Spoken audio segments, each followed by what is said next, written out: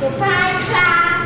Goodbye Miss Man。喺數學完咗之後，係同6年級同學嘅食飯時間。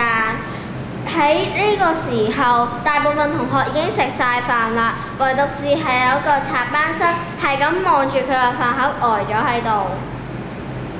死啦！工人唔喺度，我唔識食飯喎，用叉食定用羹食啊？真係好味啦！隔離嗰個插班生咁奇怪嘅，望住盒飯盒咁耐都唔食，去到我食完個飯盒之後，佢仲未食喎。咦？點解望住個飯盒咁耐都唔食飯嘅？唔通你唔食粥飯？